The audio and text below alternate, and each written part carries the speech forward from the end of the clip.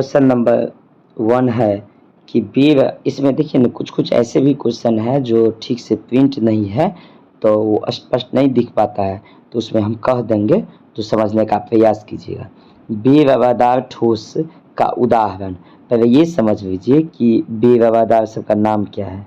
बेरवादार ठोस कहे या अक्रिस्टलीय ठोस कहे, एक ही गप है, ठीक।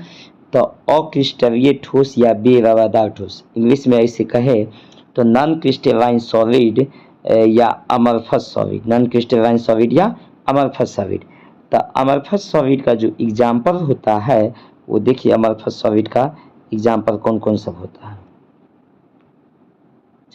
पहला एग्जाम्पल देखिए, रबर, रबर, इसके बाद होता है ग्लास,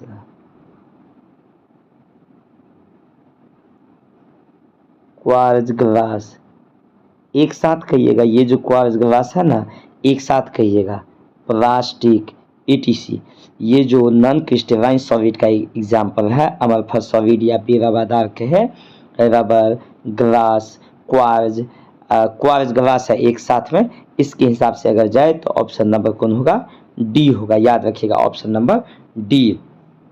देखिए कोई आवश्यक नहीं है कि ये जो है ना रबर, रबर ही ऑप्शन में रहेंगे, ग्लास भी हो सकता है, क्वार्ट्ज ग्लास भी हो सकता है, प्लास्टिक भी हो सकता है। चलिए आगे बढ़ते हैं, ऑप्शन अगला क्वेश्चन, क्वेश्चन 2 देखिए। क्वेश्चन 2 है कि अभिक्रिया C2H5Br पे क्या डाले हैं, तो अल्कोहलिक QH। तो देखिए जब अल्काइल हेलाइड पे RX कह देना तो ये हेलाइड खानदान से, और जब X की बात हो ना तो याद रखिएगा फिर कल बाहर आई। जब X ग्रुप के जब हाइड्रोजन की बात हो ना तो याद रखिएगा फिर कल बाहर आई। तो जब अल्काइल हेलाइड पर AlCKOH यानी जब अल्कोहलिक QH डालते हैं तो वो बनता है अल्कीन यानी डबल बॉन्ड वाला, ठीक। और यदि इसी पे एक्वस QH डालते हैं तो ये बनता है अल्कोहल।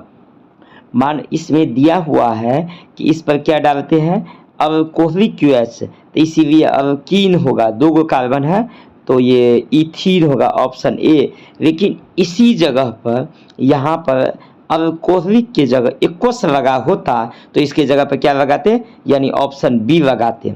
चलिए आगे बढ़ते हैं। ये देखिए फोटोग्राफिक फिल्म प्लेट में किसका संघटन होता है, यानी फोटोग्राफी जो प्लेट होता है उसमें किसका यूज किया जाता है, तो उसका जो इसमें जो है ना सिल्वर ब्रोमाइड का यूज किया जाता है। किसका यूज किया जाता है, सिल्वर ब्रोमाइड का यूज किया जाता है, यानी option photographic film plate has an essential integrate, इसमें जो है ऑप्शन बी होगा। चलिए आगे बढ़ते हैं, चौथा क्वेश्चन देखिए। इसमें ना कुछ ऐसे भी क्वेश्चन है,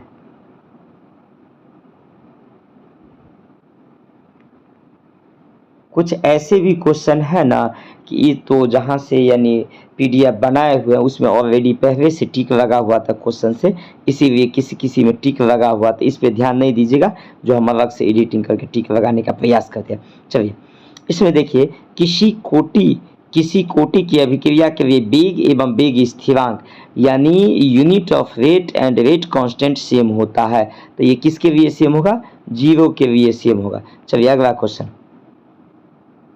निम्नलिखित में एवोगाड्रो संघनन में होता है, निम्नलिखित में से किसमें एवोगाड्रो संघनन होता है, यानी एवोगाड्रो कंडेंसेशन में कौन भाग लेता है। ये कितना वीडियो में दिखाए होंगे कि एवोगाड्रो कंडेंसेशन की अगर बात करें तो याद रखिएगा CH3CHO, इसका नाम भी हो सकता है, तो इसका नाम है एसिटाल्डिहाइड। ये जो है ना इसका नाम है एसिटाल्डिहाइड। यदि IUPAC नाम की अगर हम बात करें तो इसका नाम होता है इथेनॉल। क्या नाम होता है, इथेनॉल होता है। इथेनॉल कहे या आप इसे एसिटाल्डिहाइड कहिए, तो ये सब किस में भाग लेता है, एवोगाड्रो कंडेंसेशन में भाग लेता है। यदि इसी जगह पर केनिजारो होता, ठीक। केनिजारो होता तो याद रखिएगा केनिजारो में ये दोनों भाग लेंगे, ये दोनों किस रिएक्शन में भाग लेंगे? केनिजारो नहीं कहे मैथिली में केनिजारो, रे केनिजारो। तो हाँ केनिजारो अगर बात हो ना तो ये ए एंड सी, लेकिन यहाँ पे आपसे पूछा है एल्डोल में, तो यानी ऑप्शन होगा डी। चलिए आगे बढ़ते हैं। आगे है कि chlorine reacts with excess of ammonia to form. जब ये अमोनिया के साथ रिएक्शन करते हैं तो याद रखिएगा ये N two nitrogen and ammonium chloride NH4Cl बनाता है। सातवां क्वेश्चन देखिए, सातवां क्वेश्चन है कि कौन ताप द्वारा प्रभावित नहीं होता है, यानी टेम्परेचर का इफेक्ट किस पे नहीं होता है? तो याद रखिएगा मोराविटी पे। ये जो ये नहीं दिखता हम लिख देते हैं मोराविटी, मोराविटी पे, यानी हिंदी में कहते हैं मोरलता कहते हैं। इस पर टेम्परेचर का कोई इफेक्ट नहीं पड़ता है, क्योंकि इस पर प्रेशर का इफेक्ट पड़ता है, दाब का। किसका इफेक्ट पड़ता है? दाब का। चलिए आगे बढ़ते हैं। अगला है पांचवा, अभिकारक अणुओं को उत्पादन में परिवर्तन होने के लिए आवश्यक न्यूनतम। देखिए ये क्वेश्चन में जो है ना थोड़ा उल्टा कर दिया है मिस्टेक, द मैक्सिमम होनी चाहिए, तो इसमें दिया है minimum amount of energy required to the reactant convert into product. देखिए रिएक्टेंट से प्रोडक्ट में बदलने में जो मिनिमम एनर्जी जो खपत होगा, मिनिमम एनर्जी, तो उसे थ्रेशोल्ड एनर्जी कहते हैं। याद रखिएगा मिनिमम एनर्जी खपत होगा तो क्या कहिएगा? थ्रेशोल्ड एनर्जी, हिंदी में देहवी ऊर्जा। लेकिन जब देहवी ऊर्जा इसमें तो ऑप्शन ही नहीं है, और जब मैक्सिमम ऊर्जा रिएक्टेंट से प्रोडक्ट में बदलने में जो खपत होती है तो उसको एक्टिवेशन एनर्जी कहते हैं। तो यहाँ पर मिनिमम नहीं होगा, यहाँ पर क्या होगा? मैक्सिमम, द मैक्सिमम, अधिकतम ऊर्जा, एक्टिवेशन। आप इसे आसान भाषा में आप समझिए। देखिए मारपीट जैसे किए होंगे ना, तो मारपीट करने के लिए तो कहीं पे मारपीट फंसाते को धीरे से थोड़ी मारपीट करते, एकदम ताबड़तोड़ हमला करते हैं, एकदम एक्टिव होके जो रिएक्टेंट आप दोनों आपस में मारपीट किए उसे धो धा दिए, कपार हाथ फोड़ दिए, मतलब रिएक्टेंट किस में बदला? प्रोडक्ट में। तब प्रोडक्ट में रिएक्टेंट से प्रोडक्ट में बदलने में जो मैक्सिमम एनर्जी खपत किए तो उसको क्या कहिएगा? Activation energy. मिनिमम कीजिएगा तो उसे आप थ्रेशोल्ड एनर्जी कहते हैं। चलिए अगला क्वेश्चन देखिए। अगला है भौतिक अधिशोषण में लगभग उष्मा उत्सर्जित होती है, यानी फिजिकल एडजर्शन में जो होता है लगभग ये केजी पर मोल में है, तब 20 से 40 होता है। चलिए अगला ऑप्शन पर चलते हैं।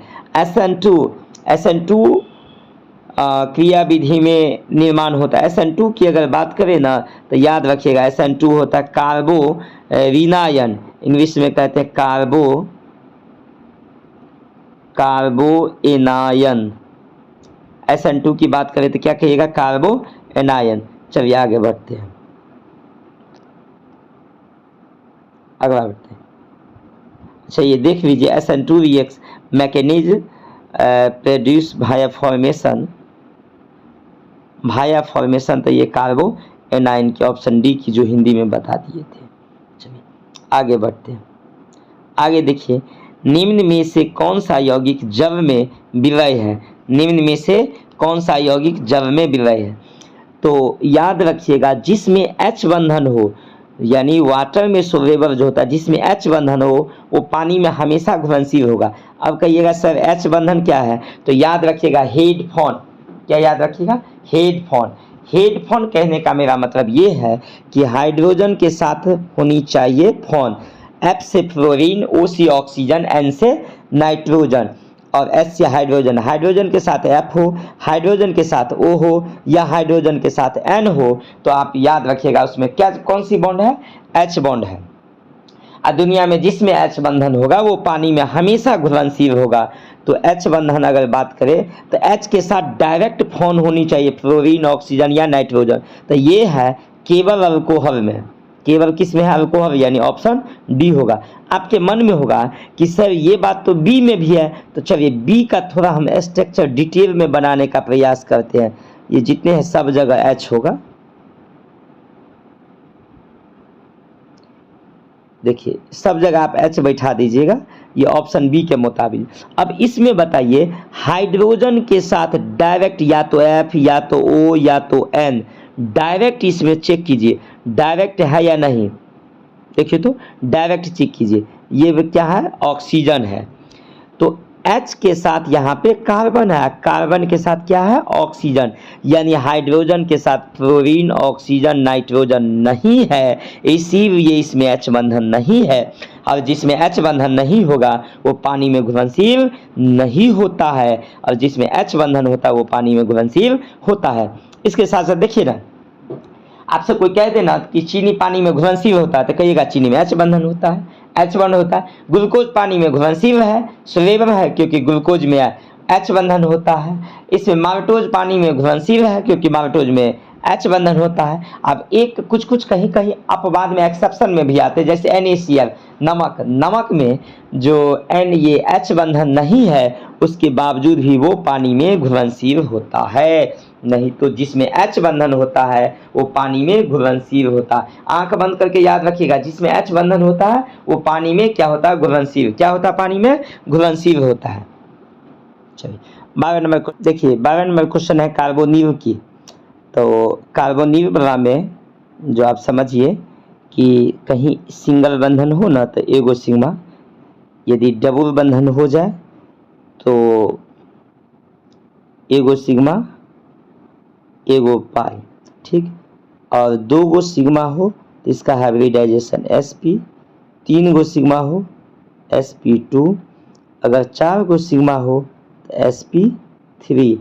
और ये कार्बोनिल का स्ट्रक्चर इस टाइप से होता है।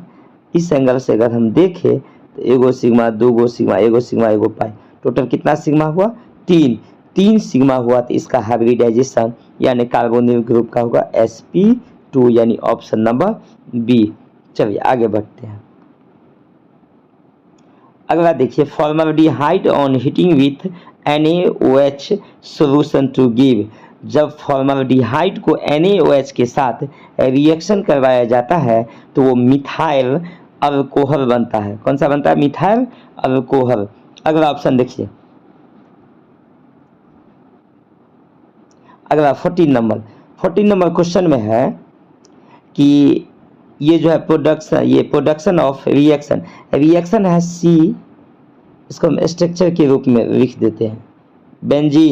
बेंजीन के ऊपर में N2Cl, इसका पूरा नाम है बेंजीन डाइजोनियम क्लोराइड।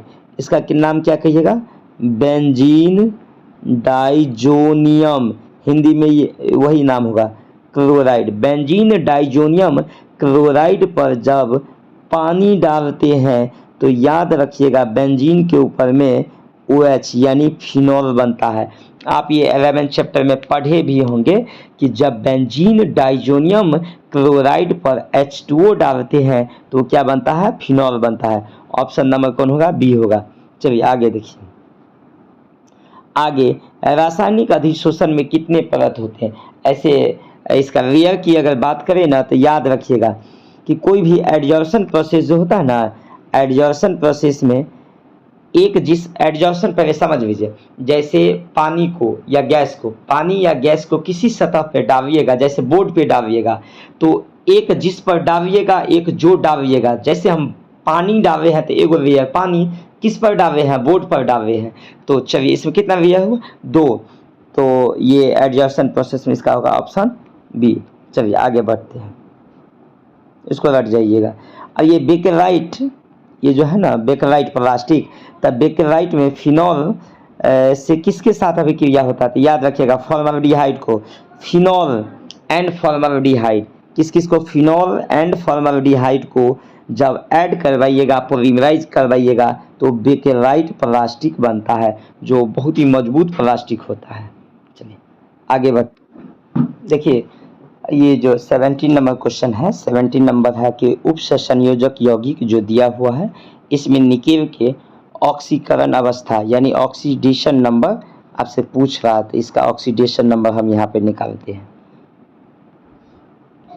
देखिए ये जो ये जो कंपाउंड है K4F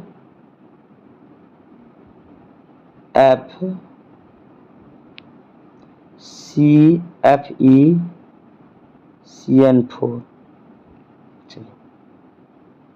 अब इसके लिए Fe में निकालिएगा ना, Fe के लिए निकालिएगा ना, तो Fe से पहले कुछ भी होगा तो 12वीं क्लास तक पढ़ाए होंगे और कई दिन कई वीडियो में बताए होंगे। एक होता है प्लस एक, तो 1 गुने 4 आप प्लस Fe के लिए x मानिएगा, Cn का होता है -1, -1 गुने 4। इसके पावर में यहाँ पर यदि प्लस होता ना तो प्लस दीजिएगा, माइनस होगा तो माइनस दीजिएगा, जब कुछ नहीं होगा तो 0 दीजिएगा। तो यानी 4 बन जाए 4 plus x minus 4 equal to 0। 4 से 4 गया 0। x इजकल टू कितना होगा, निकेल। तो निकेल का क्या होगा, ऑक्सीडेशन नंबर 0।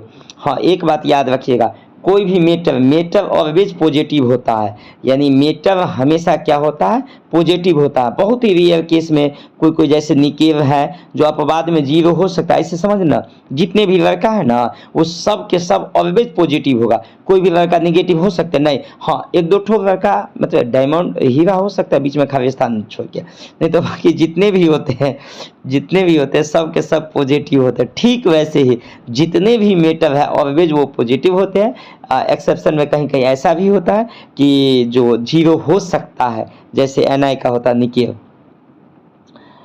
और इसमें देखिए ये क्वेश्चन कितना साल पूछा है, अत्यधिक क्षारीय यानी मस्ट बेसिक नेचर। तो याद रखिएगा, मस्ट बेसिक नेचर जो होता है सबसे अधिक 3 डिग्री वाले में होता है। 3 डिग्री एमीन, इसके बाद 2 डिग्री एमीन, इसके बाद 1 डिग्री एमीन। इस एंगल से अगर हम देखें तो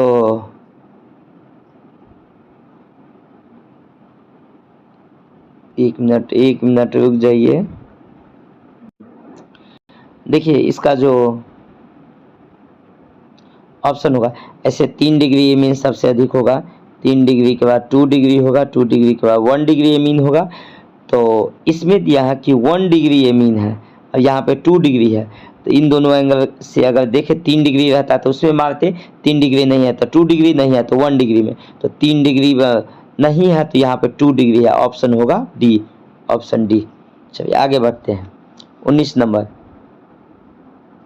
मोनोहाइड्रिक यानी मोनोहाइड्रिक अल्कोहल। देखिए अल्कोहल का सिंपल सा फॉर्मूला हम समझते हैं कि ROH, R मतलब अल्काइल समूह, अल्काइल का जो सूत्र होता है वो CnH2n+1, CnH2n+1 उसमें लगा दीजिए OH। तो इस एंगल से अगर देखिए तो ये कौन होगा, option number monohydric, option number A होगा।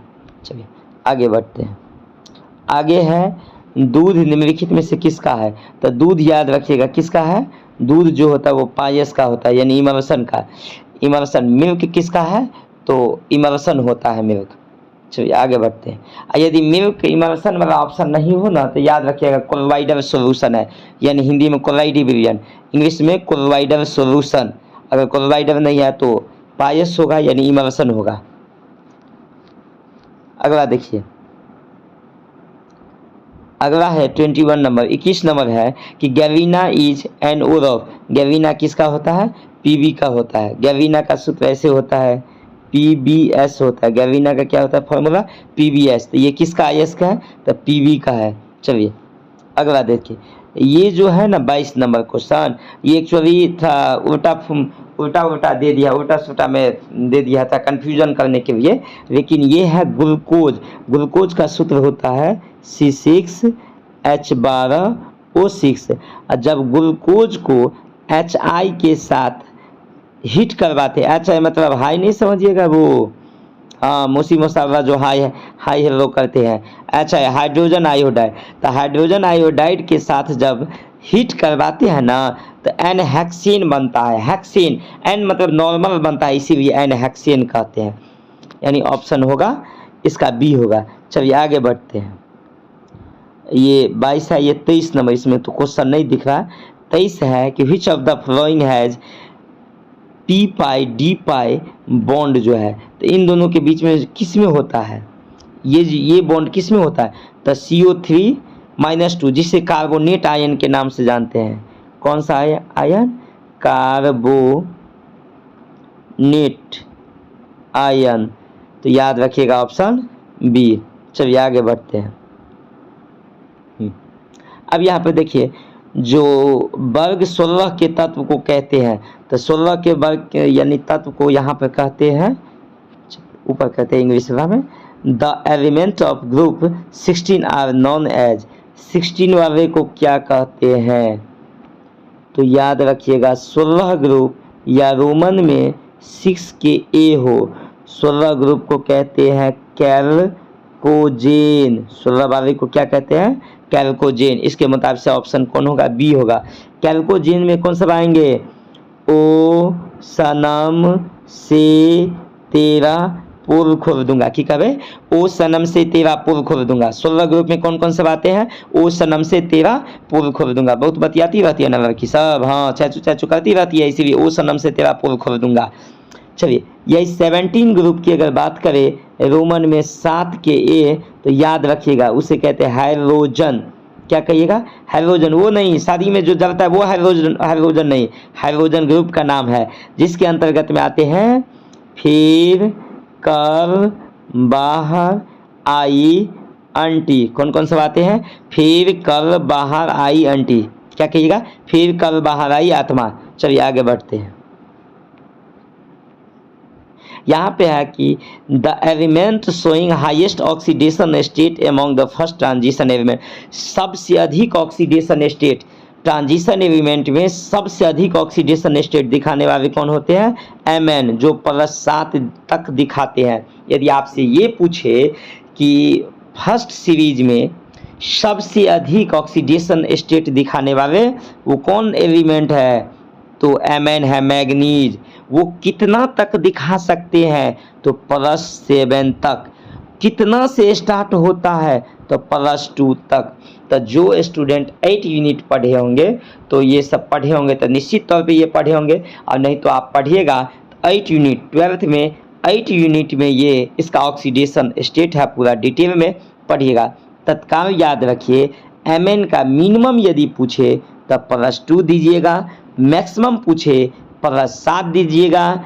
अधिक स्टेबल यदि पूछे किसी भी ट्रांजिशन के, मोर स्टेबल, याद रखिएगा क्या? मोर स्टेबल यानी अधिक अस्थाई की बात हो तो +3। फिर से सुनिए, अधिक यदि अस्थाई की बात हो तो +3, यदि मैक्सिमम की बात हो अधिकतम तो +7। वो भी किसका?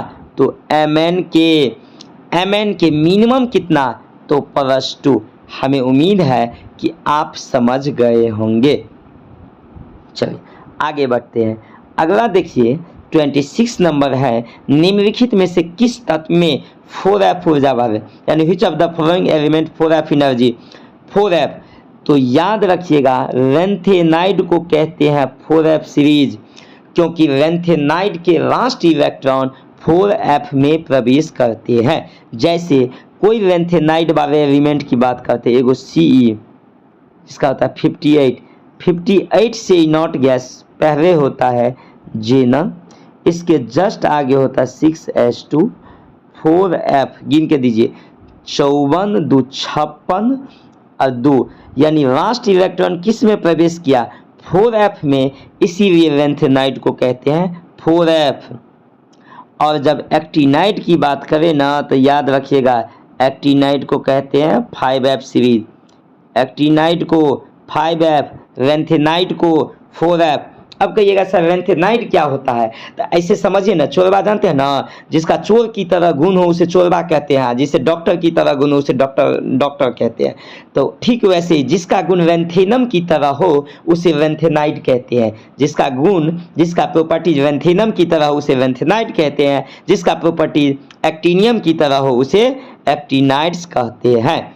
अब है कि यहाँ पर जो कह दिए, इसका आंसर तो हम दे दिए हैं लेंथेनाइड।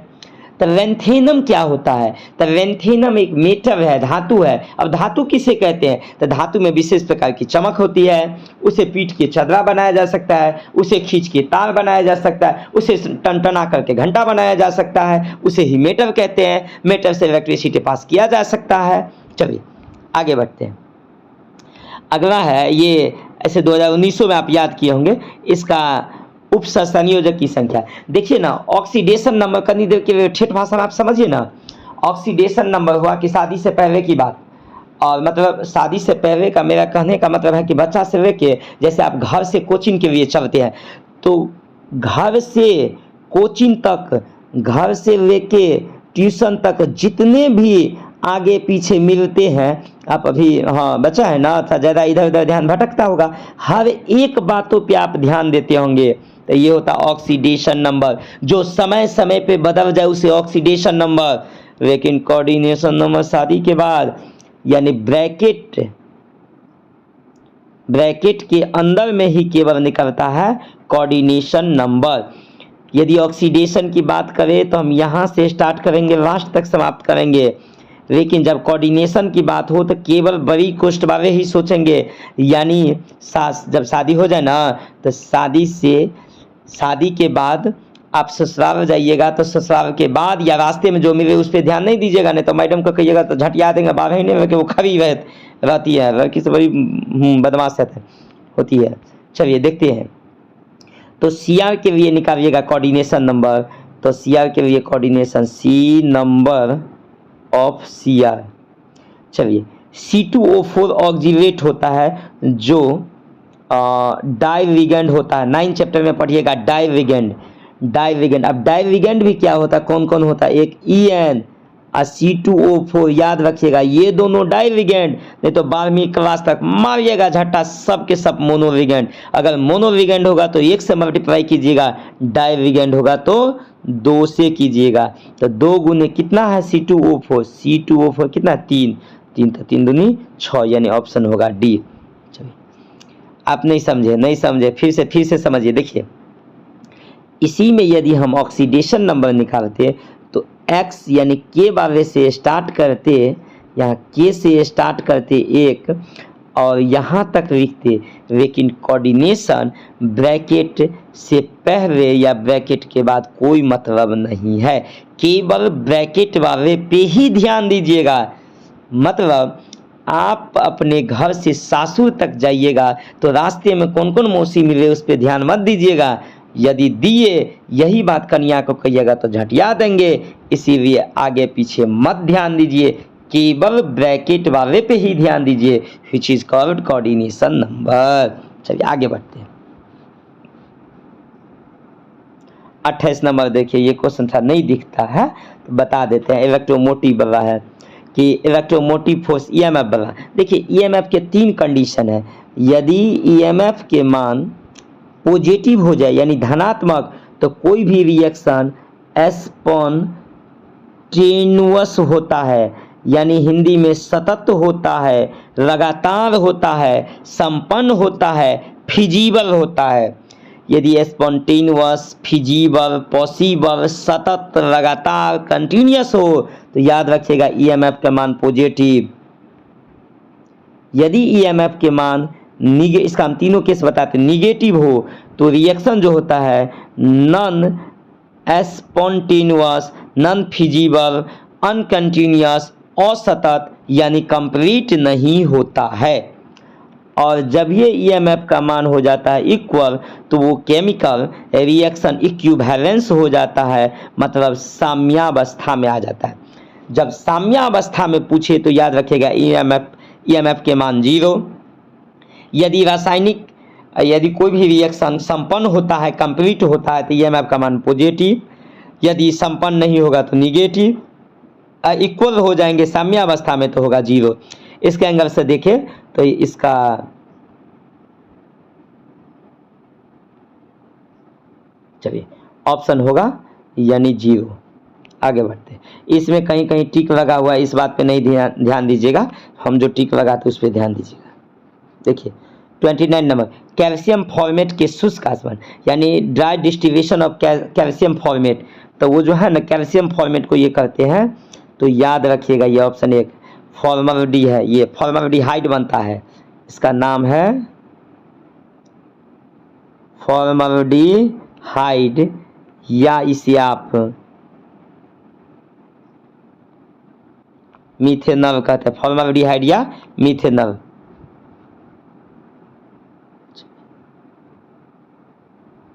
फॉर्मल्डिहाइड या मीथिल। आगे देखिए 30 number question, 30 number question. 30 number ये पूछ रहा है आपको स्टैंडर्ड रिड्यूसिंग पोटेंशियल का मान जो है ना इंक्रीजिंग, यानी इसका पावरफुल जो है ना सबसे अधिक कौन होगा, इससे कम, इससे कम, इस एंगल से देखा जाता है। चलिए सबसे पहले आप इसमें ये डिसाइड कीजिए कि सबसे अधिक वाला मान, सबसे अधिक मान करे तो ये ऑप्शन ए का है, सबसे अधिक मान 0.68 वोल्ट यानी ऑप्शन ए। चलिए और इसके अपेक्षा में अगर हम देखें तो इससे कम वैल्यू किसका है, तो ये माइनस में जीरो, माइनस 0 पॉइंट यानी ऑप्शन सी। इसके बाद अगर हम देखें तो ऑप्शन बी, यानी सबसे अधिक मान है ऑप्शन ए, इससे कम ऑप्शन सी, इससे कम ऑप्शन बी। यदि रिड्यूसिंग आपसे पूछा है तो सबसे अधिक पावरफुल वो होता है जिसका मान सबसे कम होता है। तो सबसे कम किसका है, बी। तो सबसे पहले ऑप्शन बी वाला होगा।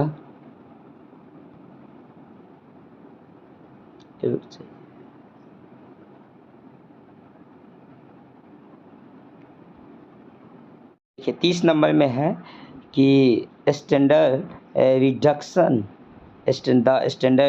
Potential value of element A B C, और वो 3 को मान दिया है। तो इसमें पहले हम सजा लेते हैं सबसे बड़ा मान, सबसे बड़ा मान रिस्पेक्ट में पूछा है तो सबसे बड़ा मान ए है।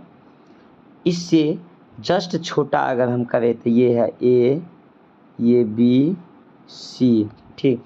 तो इससे छोटा मान अगर हम बात करें ए से छोटा, तो ए से छोटा किसका है, ए से छोटा है सी, और सी से छोटा मान है वैल्यू यानी वोल्ट में बी, सबसे छोटी बी।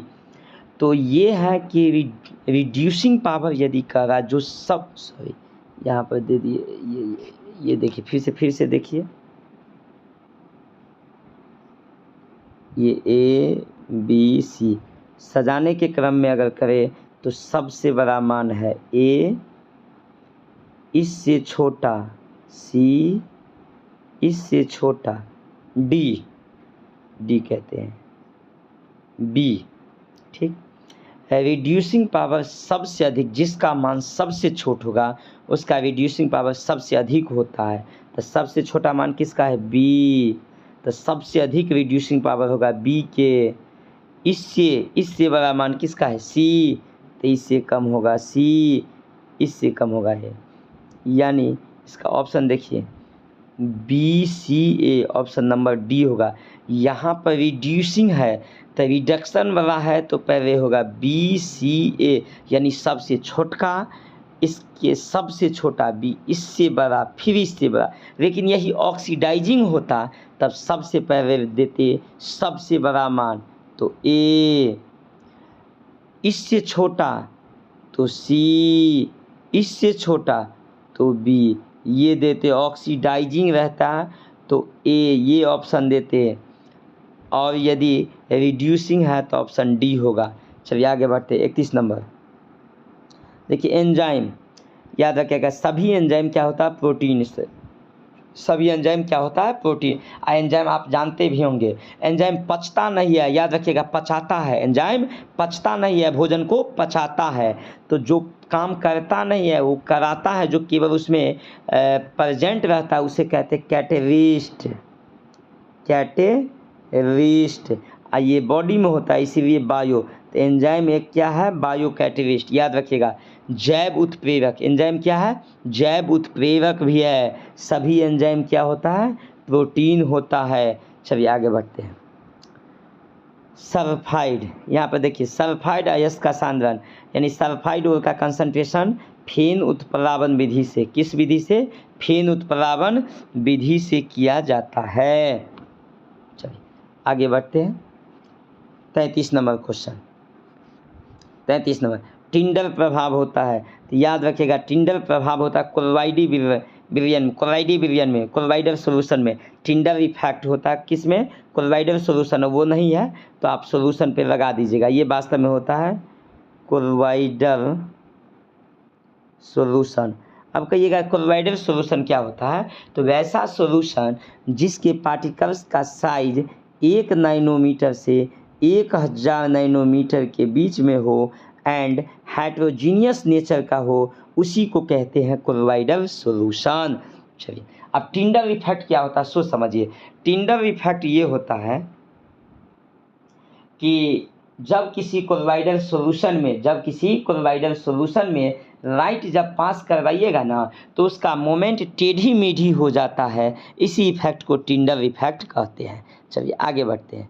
आगे ये है, देख लीजिए कि अल्काइल हैलाइड में सोडियम के बीच अभिक्रिया कहलाती है। तो ये बात हम कई दिन समझाए होंगे, कितना दिन बताए होंगे कि जब अल्काइल हैलाइड को यानी RX को सोडियम के साथ किसके उपस्थिति में, तो ड्राई